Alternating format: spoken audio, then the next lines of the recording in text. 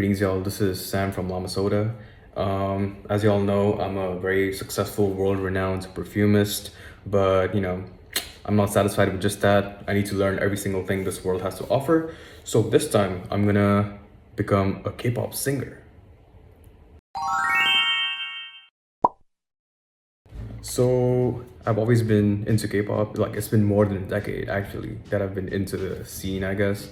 I was first introduced to K-pop through my dear friend's MP4 player, and these two music videos they had on their thing was Sonyoshide, aka Girls Generation's G, and then Wonder Girls Nobody. And yeah, I was hooked after that. And then as time went on by, I started getting more deeper and deeper into the whole K-pop scene. I started, as the kids say, standing groups such as FX, EXID, Lovelies, Luna, and as you can see, there's a pattern going because I think every group that I stand, they, I don't know, get cursed and they end up disbanding or something. But anyways, I've been deep into this shit. I've spent a lot of money buying all those albums and whatnot. That's why my family jokes all the time that they're gonna sell all my albums while I'm away. They're not gonna do that. They won't. But anyways, yeah, so I've always been into K-pop. I've always been inspired and admired, K-pop idols and their work ethic because they gotta do a lot of stuff. They gotta sing, they gotta dance, they gotta look good, they gotta be funny, all that shit. So yeah, and I wanted to use this opportunity to showcase whatever I've learned through the past decade. So wanting to learn how to be a K-pop singer didn't really seem too far-fetched for me. And also, you probably noticed that I'm wearing a jacket. Well, some months have passed after the original, I guess, recording of the video, and I forgot to make an introduction.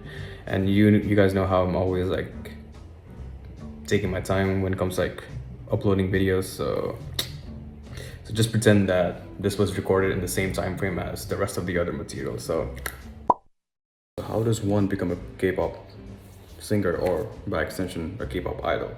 First, you gotta be selected as a trainee, and which means you need to audition at a K-pop agency, or you need to get scouted, and then with K-pop getting global as the years go by, there's more opportunities for people who are not Korean, and who are residing outside of Korea. So you have a chance. Just make sure you're young, because if you're someone like me who's 26 years old, we're considered old ass breathing fossils. Our expiry date is up, especially considering for them the training period is could take from 6-7 years. So I guess with all that, by the time we debut, we're gonna be old or something. So keep that in mind, unfortunately. And as for requirements and qualifications, I think K-pop being a very multi-dimensional kind of thing, where you get you expect to get the whole package. You need to look pretty. You need to be decent at singing. I mean, I know y'all are gonna say there are some people who can't even hit a note. Yes, but typically they're in groups. Solo artists, they're expected to hit at least a few notes. And then also have a personality.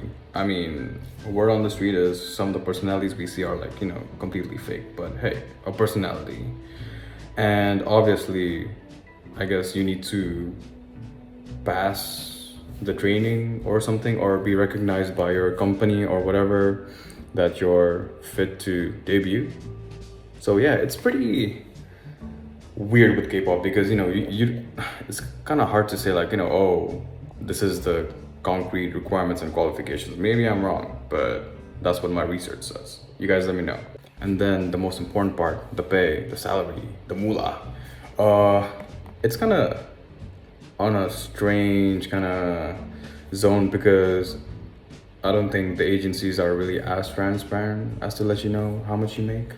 And also you gotta account for the fact that whenever a group first debuts, or like, you know, you debut as a solo act, whatever, when you debut, you still have to pay off the debt that you incurred from your training and all the money that went towards, you know, promotions, the recordings, da da da da da. And first, all the money that you earn goes towards paying that off. Then only when you pay it all off, you start seeing some of the money come back.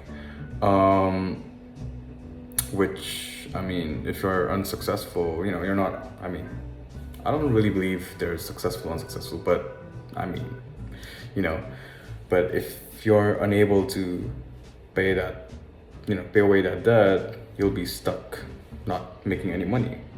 Or if you have like a shitty company, like you won't even get paid even when you're making bank. So it's a very risky situation. So I would suggest only becoming a K-pop idol, to be honest, if you have like financial backing, your family's rich, and you can afford not getting paid anything. So keep that in mind. However, you know, so I believe a lot of idols make money through also endorsements, you know, by appearing in commercials and variety shows and whatnot. So if you've got the personality, if you got the looks, capitalize it so you get that money, you know. So think about it. Also, so the booking process, actually, yeah, let me talk about the booking process too, because I forgot to record it. But again, we're pretending that this was all recorded at the same time, right? So yeah, so what happened was I went to Klook, whatever the fuck app, like I did last time for the perfume video, and there were a lot of like studios offering K-pop recording sessions. You could do group and individual, and obviously it's like awkward to do it with like random ass strangers that I don't know, so I did it solo, which costs a little bit more money, but you know, it's worth it. And there were many, but Salpot Studios caught my eye. I don't know, the vibe was just, as the kids say, giving. So yeah, I booked a session with them, and as soon as the booking got confirmed, Mr. Kim had texted me on WhatsApp, but you can also select other messaging apps such as Kakao Talk and whatnot, but I chose WhatsApp. And yeah, he just gave me a list of the recommended songs, but I could also choose songs outside from there.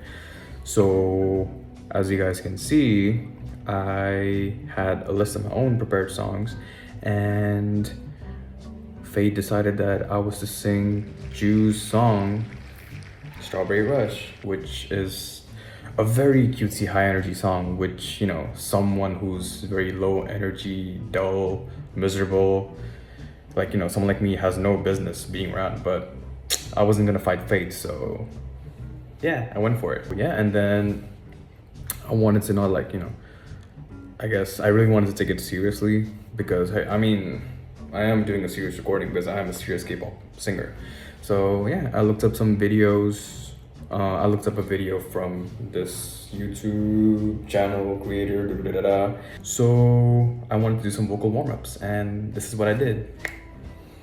Okay, so I took a lot of notes, and I'm gonna show you guys a screenshot, but you know, I take notes in a way where even I don't understand it myself. Anyways, can you even see it? Probably not. But so the first thing we want to do is relax.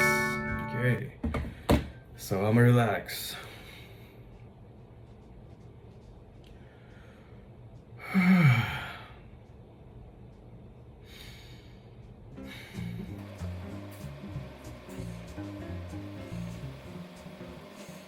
I think I'm relaxed. Okay, next we are gonna do the lip drill. So basically, I guess, no, my bad. According to what I saw in the video, for a lip drill, you just move your lips like, and apparently you're supposed to do it 30 minutes a day. We ain't got time for that shit, I'm telling you that. And they recommend like slowly ascending. So like, yeah. On the video, They use the piano, and I have one. How often do I use it? Don't ask me. Anyways, so we're gonna do like the do re mi fa with the, if that makes sense. So let's get it. So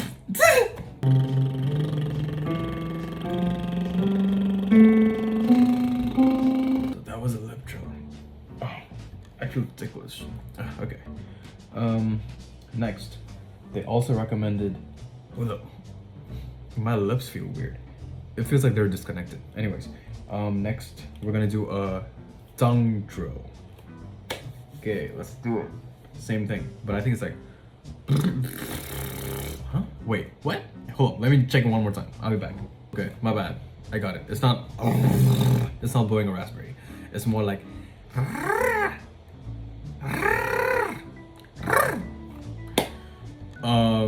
Yeah. So let's do it with my piano that I've rarely used. Same thing.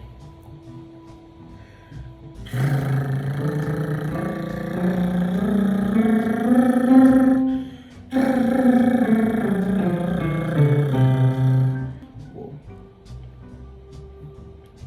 I kind of feel lightheaded. Anyways. Next, we're gonna hum. So, same thing. Using the piano.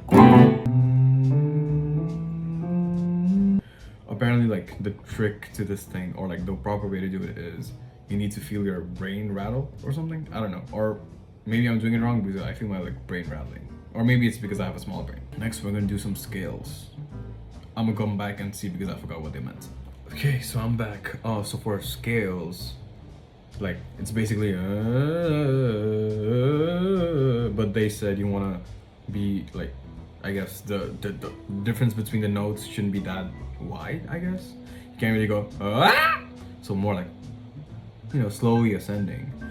And they said that they personally prefer using a different syllable as opposed to just like the so they did nay nay nay nay nay nay nay nay nay. I mean, I don't know what works for me, so I'm just gonna do whatever she did. So nay nay nay nay. Oh, nay nay nay nay nay nay nay nay. Anywho, so that was day one of practicing my vocals. Do I feel different? My throat feels dry as fuck and sore, but I have a few days before, you know, I head to the studio, so we'll see how it goes. Well, I mean, that was the only day I did the vocal warm-up stuff, and that was like 2 weeks ago. And then tomorrow's the day I hit the studio, so, well, I guess they're gonna have to use a lot of like those auto-tune pitch correction shit, but we'll see. We got this. We're like, I'm a K-pop singer, you know, I can do this. How should we start?